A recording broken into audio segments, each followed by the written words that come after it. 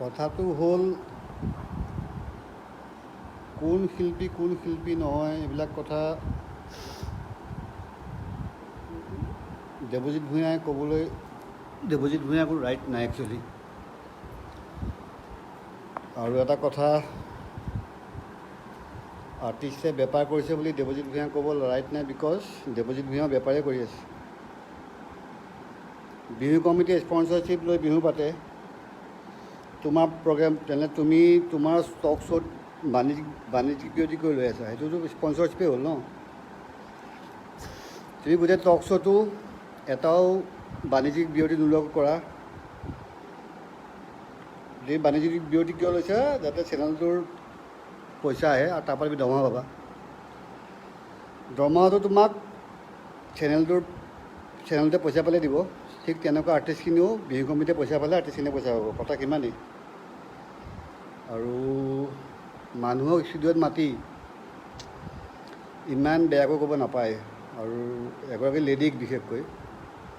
তুমি যেতিয়া আজি ভালকৈ কথা পাতিলে হয়, মই ভাবোঁ লেডিগৰাকীয়েও ভালকৈ কথা পাতিলে হয়, ছিংগাৰগৰাকীয়েও। এইটো কথা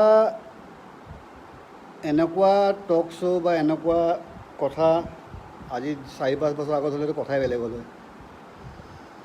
সেইটোতো আৰু কিমান ডাঙৰ কথা হ'লে মানে হিচাপ নাই। কথাটো হ'ল এতিয়া দিনকাল চেঞ্জ হ'ল, মানুহ ঠাণ্ডা হ'ল, ময়ো ঠাণ্ডা হ'লোঁ, কথা সিমানেই। আৰু দেৱজিৎ ভূঞাৰ লগত মোৰ ভাল, বেলেগ দেৱজিৎ ভূঞাৰ লগত মোৰ পাৰ্চনেল একো বেয়া নাই। তেওঁ যদি লাইফটো চাইছে, দেৱজিৎ ভূঞাক মই এটা কথাই কওঁ যে আপুনি মানুহ মাতি অভদ্ৰামি নকৰিব নেক্সট টাইম। প্ৰথম কথা সেইটো। ছেকেণ্ড কথা, আপুনি আৰ্টিষ্টক বেপাৰী বুলি নক'ব। বেপাৰ চবেই কৰি আছে, আপুনি বেপাৰ কৰি আছে, গতিকে আপুনি বেলেগক বেপাৰী বুলি নক'ব। মই আগতো এটা লাইভ দি কৈছিলোঁ যে শিল্পীখিনি কি অৱস্থা হয়, কেনেকুৱা হয়, সেইটো এচি ৰুমত বহিলে গম নাপায়। আজি ঠিক সেইটোৱে হৈছে, কাৰণ বৈদ্য খং উঠি আছে, মানে মাথা বেয়া হৈ আছে, কি কৰিম কি নকৰিম লাগি আছে। কাৰণ এইবিলাক ফাল্টু আমি চাব মন নাই আৰু এতিয়া বৰ্তমান, বয়স হ'ল, বুঢ়া হ'লোঁ। এই দমটো যিটো দম আজি দেখুৱালে ষ্টুডিঅ'ৰ ভিতৰত, মই কৈছোঁ, জয়ন্ত কাকতিয়ে কৈছোঁ, এই দমটো ষ্টুডিঅ'ৰ বাহিৰত আহি চকীখন এৰি পেলাই আহি দেখুওৱা।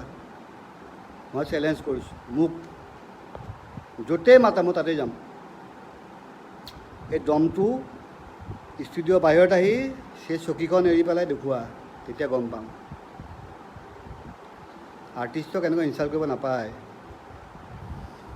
সেই চকীখনৰহে ৰেচপেক্ট কৰে মানুহে দেই, ষ্টুডিঅ'ৰ ভিতৰত সাংবাদিকজনক আৰু সেই চকীখনৰ ৰেচপেক্ট কৰে মানুহে। সেই ৰেচপেক্টটো মানে এইটো নহয় যে তোমাক চবেই ভয় খাইছে, তুমি বিৰাট ডাঙৰ মানে মহান ব্যক্তি এজন। মই কৈছোঁ, জয়ন্ত কাকতিয়ে কৈছোঁ, চেলেঞ্জ কৰিছোঁ দেৱজিৎ ভূঞাক, ইমান যদি দম আছে আপুনি মোক মাতিব এদিন ষ্টুডিঅ'ৰ বাহিৰত, য'তেই মাতে অসমৰ, মই যাম।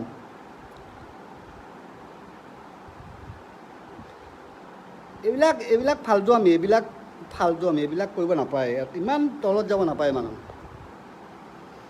মোৰ খং উঠিছে, দেৱজিৎ ভূঞাৰ লগত মোৰ একো নাই, পাৰ্চনেলিটি একোৱেই নাই। তেওঁ মোক দাদা হিচাপে মই মৰম কৰোঁ, মই লগো পাই থাকোঁ, কিন্তু আজি খং উঠাৰ কাৰণটো তেখেতে বুজি পাব লাগিব নিশ্চয়। এনেকৈ মানুহক অপমান কৰিব নাপায়। তেওঁ কুসুম কৈলাশকো বহুত বেয়াকৈ কৈ থৈছে। কুসুম কৈলাশে মোৰ লগতে ফোন কৰিছিল, তেওঁ কুসুম কৈলাশক জহৰা বুলি কৈ থৈছে বোলে। জহৰা মিনিং বোলে বুজি পাই নাই। তেওঁ 2017-ত জুবিন গাৰ্গক কৈছিলে জিমনাষ্টিক প্লেয়াৰ, জুবিন গাৰ্গ বান্দৰ। তেতিয়াহ'লে জুবিন গাৰ্গ যদি বান্দৰ, তই বান্দৰৰ লগত কিয় ফটো উঠ, কিয়? জুবিন গাৰ্গ যদি বান্দৰ, জুবিন গাৰ্গ অলপ ফটো কিয় দি থাকে ফেচবুকত? কথাবিলাক ভাবিবলৈ হ'ল, এতিয়া বয়স নাই আৰু কাৰো কাজিয়া কৰা, মাৰপিট কৰি থাকে এনি টাইম, ইটোৱে সিটোক গালি পাৰি থকা। বহুত খং উঠি আছে, আৰু কিনো কম আৰু। 2017 মই চাইছোঁ।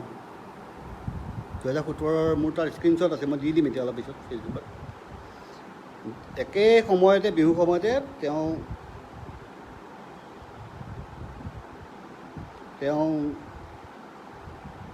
জয়ন্ত জুবিন গাৰ্গক তেওঁ বান্দৰ বুলি কৈছিলে। ৰিজু এতিয়া সকলো পাৰ্চনেল হ'ব জয়ন্ত কাকতি, বুজা নাই ৰিজু কি পাৰ্চনেল হ'ব। তেওঁ বেপাৰী শব্দটো ইউজ কৰিব নালাগিছিলে, ভুল কাম কৰিছে। কিমান কষ্টত পৰি এগৰাকী ছিংগাৰে 4 ঘণ্টা 3 ঘণ্টা ষ্টেজত গান গাই থাকে, সেইটো উপলব্ধি কৰা টান। এটা মিউজিচিয়ানে কিমান কষ্ট কৰি 4 ঘণ্টা বজাই থাকে, সেইটো টান কথা, কিন্তু বহুত টান কথা। সেইটো ষ্টুডিঅ'ত বহিলে বুজা নাযাব। এইটো 3 ঘণ্টা 4 ঘণ্টা প্লাছ মানুহৰ গালি, ঐ অমুকটো গা, ঐ তমুকটো গা, হা ৰাতি পোহৰ হৈ যাব লাগিব, এইবিলাকতো আছেই। ঘণ্টা গাইছোঁ, এইবিলাকতো আছেই।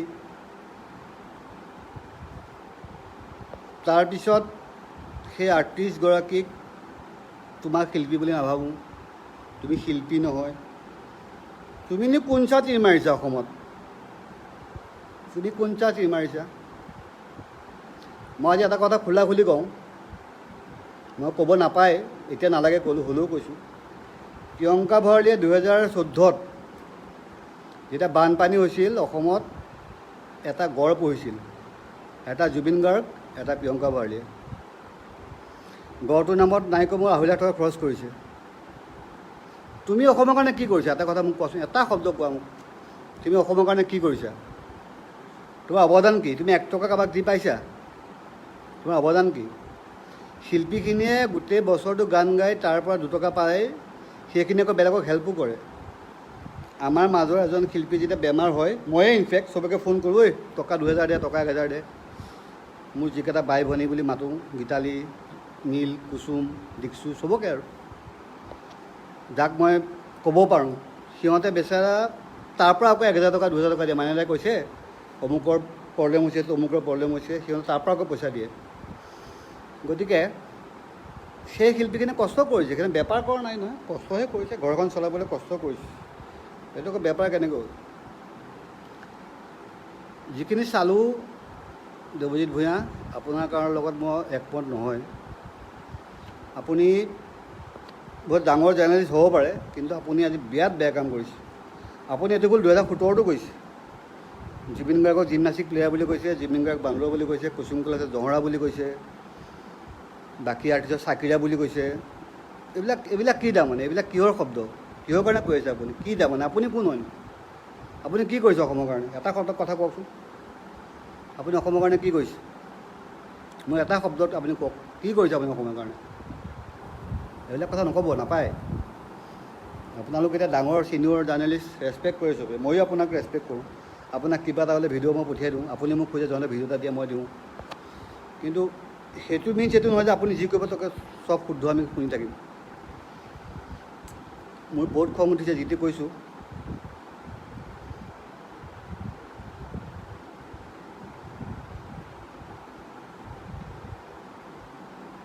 একজেক্টলি ৰিজু, এইটো কথাই হ'ব লাগে। তেওঁ এইবিলাক জাৰ্নেলিজিম যদি হয়, তেনেহ'লে এইটো বস্তুটো বেয়া হৈছে।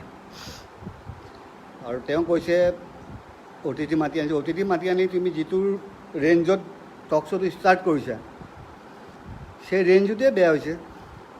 হাই পিটছত অমুক তমুক তমুক তমুক, তেতিয়াহ'লে শিল্পীগৰাকীয়ে তেনেকৈ ৰিপ্লাই দিব। শিল্পী বুলি কি ৰিপ্লাই নিদিব? ঘৰত বহি থাকিব নেকি? আৰু তুমি শিল্পী চাৰ্টিফিকেট কৰিব, তুমি কোননো? তোমাক মই শিল্পী বুলি ভাবা নাভাবোঁ, তুমি কোননো? তেওঁলোকতো মানুহে মাতি জনপ্ৰিয় কণ্ঠশিল্পী বুলিয়ে কয়। এখন কমিটিয়ে মাতি জনপ্ৰিয় কণ্ঠশিল্পী বুলি কয় মানে তেওঁ কণ্ঠশিল্পী হয় জনপ্ৰিয়। সেই গাঁওখন, সেই চহৰখনত 10-20 হাজাৰ মানুহে প্ৰগ্ৰেমখন চায়, সেই কমিটিখনৰ গণ্যমান্য ব্যক্তি থাকে। তেওঁ যদি কৈছে জনপ্ৰিয় কণ্ঠশিল্পী, that means he is. So' respect কৰিব লাগিব আপুনি। তুমি চেনেলত বহি শিল্পী নহয় বুলি ক'ব, হু আৰ ইউ? তুমি কোন হয়? তুমি কোন হয় বাবা? দিনকাল বেয়া, গতিকে এইবিলাক কথা কৈ লাভ নাই। দেশৰ অৱস্থা বেয়া, অসমৰ অৱস্থা বেয়া, মানুহ খাব পোৱা নাই, এইবিলাকত মাথা মাৰা। এইবিলাক বস্তু বেয়া কথা। আৰু যদি ভাবি আছা মোক ফালিম, ঘেণ্টা ঘেণ্টা বুলি ক'লোঁ মই। যদি ভাবি আছা মোক ফালিম, এই ঘেণ্টা বুলি ক'লোঁ মই। গতিকে আমাৰ মানুহখিনি একগোট হ'ব হ'ল, ছিংগাৰ্ছখিনি একগোট হ'ব হ'ল। ছিংগাৰ্ছখিনি একগোট হৈ এইবিলাক মানুহক ৰিপ্লাই দিব লাগে। কাৰণ আমাৰ মানুহখিনিয়ে 10 টকা পালে তাৰ 2 টকা বিলায়ো, মই যিমান দূৰ জানো। গতিকে 2 টকা বিলাই 10টাক সহায় কৰে, ফিজিকেলি নোৱাৰিলেও, ফিজিকেলি পাৰিলেও, ফাইনেন্সিয়েলি নোৱাৰিলেও হেল্পটো কৰে। তুমিনো কি কৰিলা? তোমাকতো দেখা নাই তেনেকুৱা একো নজিৰ। গতিকে দেৱজিৎ দা, আপোনাক আকৌ কৈছোঁ, আপুনি এইবিলাক নক'ব।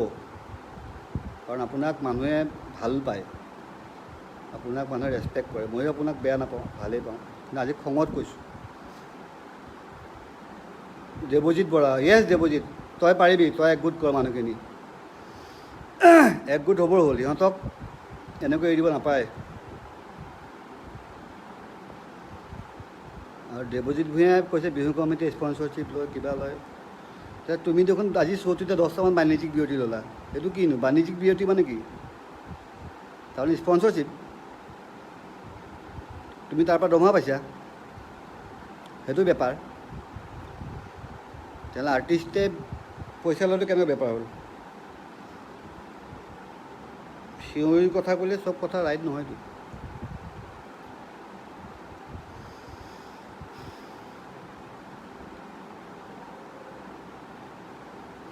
দেৱজিৎ বৰা, তোক মই আকৌ ক'লোঁ, তই পাৰিবি। এতিয়া একগোট হ'বৰ সময় হ'ল, নহ'লে আমাৰ নিচিনা মানুহখিনিক সদায় ফালি থাকিব, আৰু এইটো বৰ বেয়া কথা।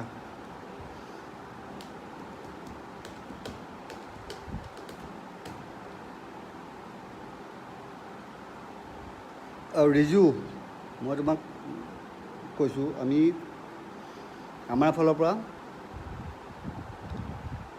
তেখেতক এখন লিখিত দিব লাগে যে এইবিলাক বেপাৰ শব্দটো বিৰাট ভুল শব্দ কৈছে, সেইটো কৰিব নাপায়। তেওঁ ভাবিছে যে TRP বহুত হ'ল, মই ফালি দিলোঁ অসমৰ আৰ্টিষ্টক মাতি আনি। সেইটো নহয় একচুৱেলি, একো ফালা নাই আপুনি, একো এইটো ফালা বুলি নকয়। বাপন দত্ত, আমাৰ মাজত মিল নাই। একজেক্টলি আমাৰ মাজত মিলেই নাই।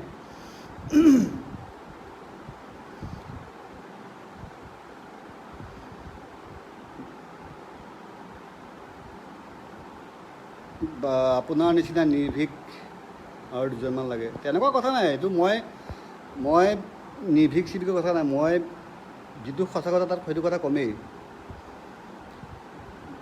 তেখেতে সেইদিনা যিটো ধৰণে ফালিছে, আৰু প্ৰথম কথা হ'ল এজন মানুহৰ লগত এটা লাইভ দিছে, মই চাইছোঁ, যে আৰ্টিষ্ট মৰিলে আৰ্টিষ্টখিনিয়ে প্ৰগ্ৰেম কেঞ্চেল কৰিব লাগে, তেনেহ'লে জাৰ্নেলিষ্ট মাৰিলে কিয় চেনেল বন্ধ নহয়? সেইটো এটা কথা। বেপাৰটোতো চবেই কৰি আছে, অকল আৰ্টিষ্টখিনিক কিয় দুখ? সদায় আৰ্টিষ্টখিনিকে দুখ। ফেচবুকত চাব নোৱাৰি, তহঁতক বিহু লাগিছে, তহঁতে বিহু ফাংচন কৰি আছা, তমুক তমুক তমুক তমুক। এইবিলাক বস্তু কিহৰ কাৰণে? আৰু আপোনালোকে সিদিনা কোনোবাই ভুল কৰিছে, সেইটো ভালকৈ বুজাই দিব লাগে যে এইটো ভুল হৈছে। আৰু আপুনি জাজমেণ্ট দিব নোৱাৰে, আপুনি কিয় জাজমেণ্ট দিয়ে? অসমৰ ৰাইজে কৈছে বুলি কৈছে আপুনি। আপোনাৰ অসমৰ ৰাইজে কেতিয়া ক'লে? আপুনি কৈছে অসমৰ ৰাইজে কৈছে। কলাইগাঁও বিহু কমিটিখনৰ ওদালগুৰি ডিষ্ট্ৰিক্ট পৰে মষ্ট লাইকলি। তেওঁলোকে DC আছে, SP আছে, পাৰ্মিশ্যন দিছে, হেল্থ ডিপাৰ্টমেণ্ট আছে, পাৰ্মিশ্যন দিছে, প্ৰগ্ৰেমখন পাতিছে। আৰু সেইদিনা শিল্পীগৰাকীৰ লগত এগ্ৰিমেণ্ট আছিলে, তেখেত যাবলগীয়া হ'ল। তাত তেখেতৰ কি ভুলটো হ'ল? সেই মানুহখিনিয়েতো সেইদিনা ভিটালী দাস মৰাৰ কাৰণে প্ৰগ্ৰেমখন কেঞ্চেল কৰিব নক'লে কোনো, যে আজি আমি গান নুশুনো, আমাৰ আজি মুড নাই, আপুনি গান নাগাব, সেইখিনি মানে ক'লে জানো? নাই কোৱাটো। তেতিয়াহ'লে আপুনি নীল আকাশকো ধুইছে, নীল আকাশকো বেয়াকৈ গৈছে, কাৰণ আপোনাৰ মনত মানে কোনো মানুহেই নহয় নেকি? নে আপুনি অকল মানুহ পৃথিৱীত এজন বহুত জান্তাৰাম?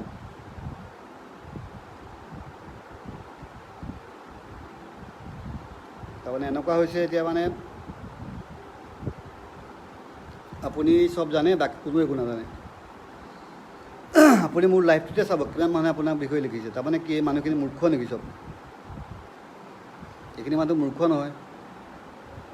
আপুনি কৈছে অথনি 10 লাখ মানুহে আপোনাৰ লাইফটো চাই আছে, আপোনালোকৰ প্ৰগ্ৰেমটো। তাত কিমানে ভালকৈ কৈছে, কিমানে শুদ্ধকৈ কৈছে, আপুনি দেখিছে নাই? গতিকে নিজৰটো শুদ্ধ বুলি নাভাবিব। মই আপোনাক আকৌ ক'লোঁ, আজি আপুনি ষ্টুডিঅ'ৰ বাহিৰত আহি চকীখন এৰি আহি এই কথাখিনি পাতিব কাৰোবাৰ লগত। মোৰ লগতে পাতকচোন বাৰু, তেতিয়া আপোনাক মই বুজাই দিম। আপুনি মোৰ ঘৰলৈ আহিব, মষ্ট ৱেলকাম। নহ'লে আপুনি মই ক'ত যাব লাগে ক'ব, তেতিয়া আপুনি বুজি পাব কি হৈ আছে একচুৱেলি। ক'বলৈ মন গৈছে, কিন্তু কি ক'ম আৰু। ইমান দাদাগিৰি বা চকীখনত বহাৰ পিছত বেকা হৈ লৈ বাপ্পাও ইয়াৰ ওপৰত নাই আৰু। কেনেকুৱা দাদাগিৰি মানে, কিহৰ দাদাগিৰি তাৰমানে ইমান? কিনো ইমান আপোনাৰ কি আছে, ইমান কি কৰিছে অসমৰ কাৰণে আপুনি? ইমান কিয় দাদাগিৰি কৰে? নাপায় নহয় এইবিলাক কৰিব। মানুহক মাতি এনেকুৱা নাপায় কৰিব, কিয় কৰে? গতিকে আপোনাক আকৌ কৈছোঁ দাদা হিচাপে, বেয়া নাপাব, মই খঙত কৈ আছোঁ। আপুনি অকণমান ঠিক হওক, আমাৰ মানুহখিনিক অকণমান ভাল চকুৰে চাওক। যেতিয়া আপুনি কাকো মানুহ বুলিয়ে নুপুছে, গতিকে আপুনি যদি কাকো মানুহ বুলিয়ে নুপুছে, তেনেহ'লে আপুনি দিগদাৰ হ'ব এনেকুৱা। গতিকে শিল্পীখিনিক সন্মান কৰিব শিকক। একজেক্টলি যতীন দা, অমিতা গগৈ নিজৰ দেউতাক ঢুকোৱাৰ দিনা এক্টিং কৰিছিল। সেইটোৱে একজেক্টলি, তেওঁ দেউতাক ঢুকোৱাৰ দিনা এক্টিং কৰিছিল। বিকজ সেই থিয়েটাৰখন এগ্ৰিমেণ্ট হৈ আছিলে। যতীন বৰাই এতিয়া কি বেপাৰী বুলি ক'ব নেকি আপুনি? যতীন বৰাই যোনদিনা থিয়েটাৰ কৰিছিল দেউতাক ঢুকোৱাৰ দিনা, সিদিনা কি তেওঁ বেপাৰ কৰিছিল নেকি? নে সেই মানুহখিনিয়েতো নক'লে য'ত থিয়েটাৰখন চলি আছিলে, যতীন দা আপুনি আজি এক্টিং কৰিব নালাগে, আমি নাচাওঁ, আপোনাৰ দেউতাৰ কাৰণে আমি আজি এই অনুষ্ঠানটো বাতিল কৰিলোঁ। ক'লে জানো কোনোবাই? নক'লে নহয়। তেতিয়াহ'লে সেই মানুহখিনিক আপুনি কি বুলি ক'ব? আপুনি আৰ্টিষ্টক কৈ থাকে বেপাৰ, তাৰ মানুহখিনি কি বুলি ক'ব? ঠিক তেনেকুৱা অমিতাও, মই জনাত অমিতা গগৈ এক্টিং কৰিছে। শেখৰ নাই, দম নাই ইয়াৰ। ই কালি টিভিত ফালিব পাৰে মোক, বাকী দম নাই ইয়াৰ, একো কৰিব নোৱাৰে।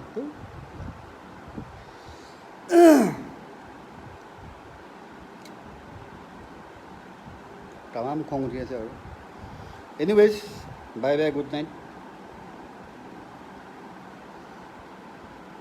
ৰবি শৰ্মা চুলি খুৱাব পৰা নাছিলে একজেক্টলি। গতিকে